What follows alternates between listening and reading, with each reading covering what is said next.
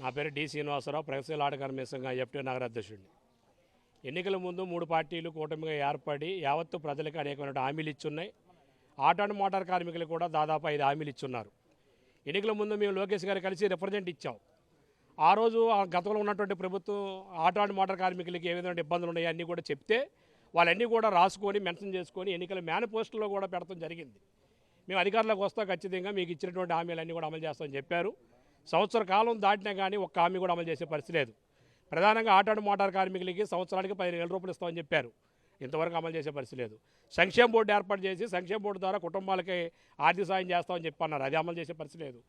2131 GO ఈ రోజున auto డ్రైవర్లకి గుదిబండగా ఉన్నటువంటి భారీ ఫీజులు పెనాల్టీ కూడుకున్నటువంటి 2131 జీవో రద్దు చేస్తామన్నారు.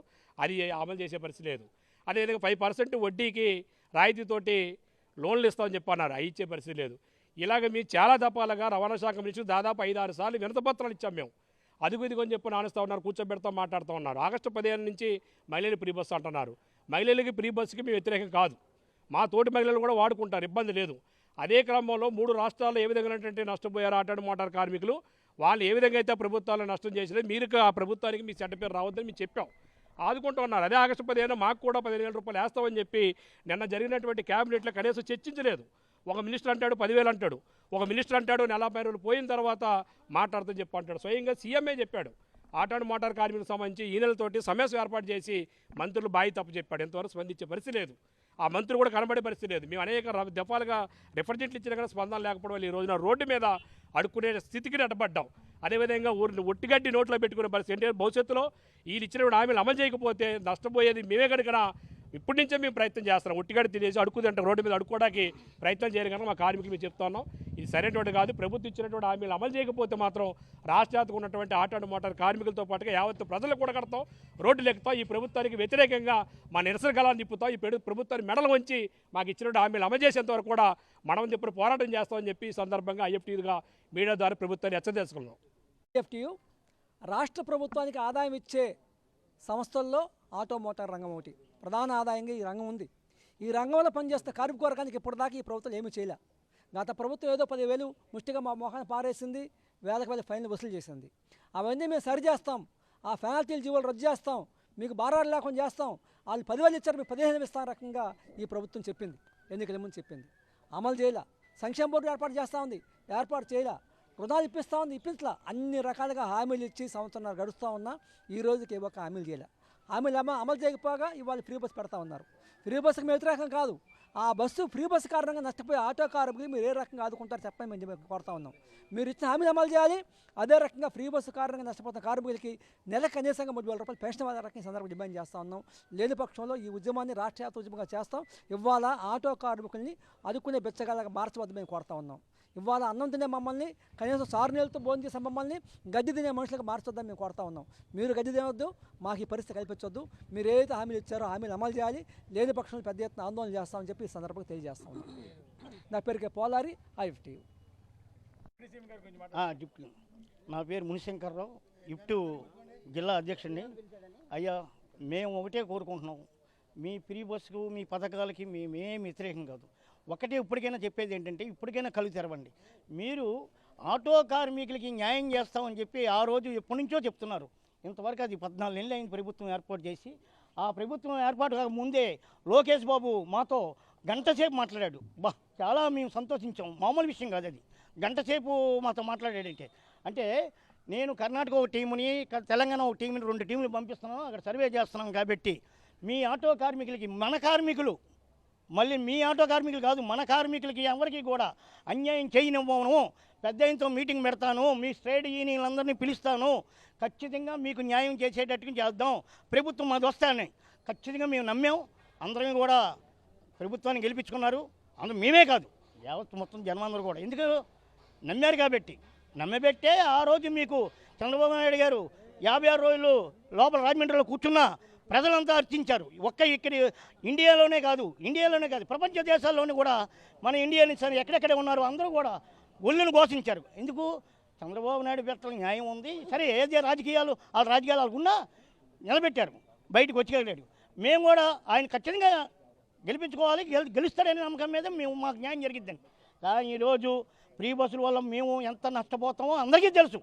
మినిస్టర్లు తెలీదా? అందరికీ చదువుకున్నారు, మేము చదువుకోలేదు. ఇంకా చదువుకోలేకే మాకు ఈ ఉద్యోగాలు చేసుకుంటున్నాం.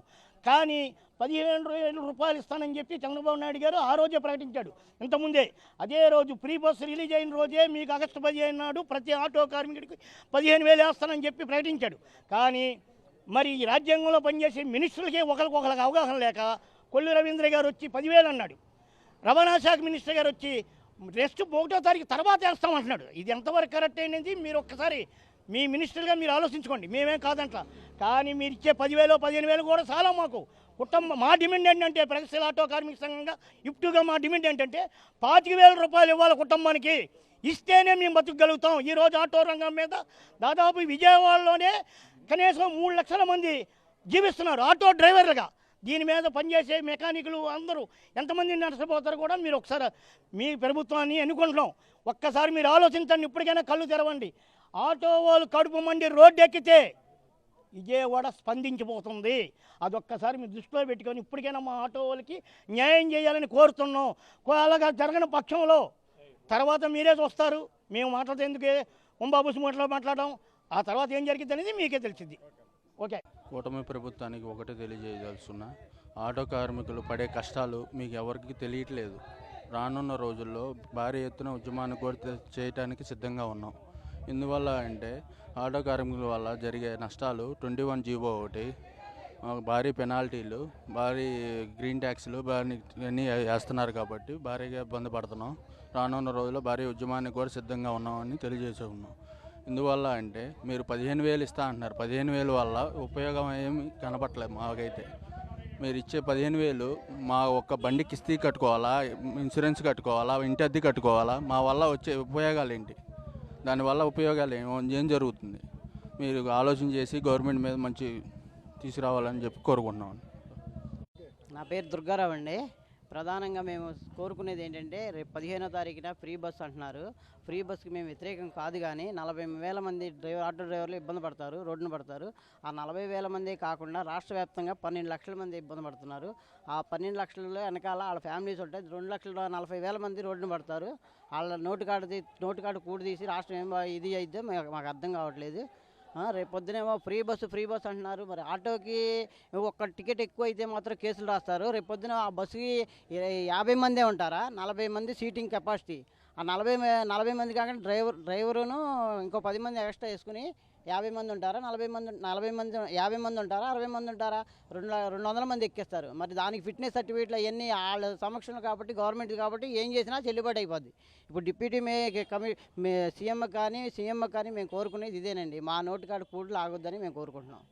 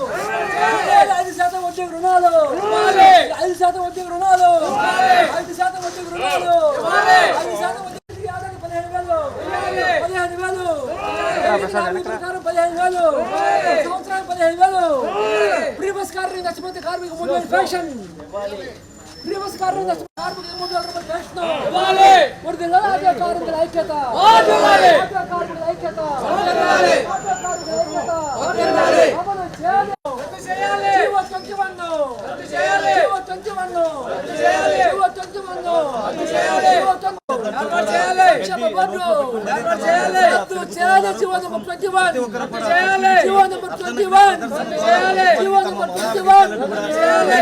21.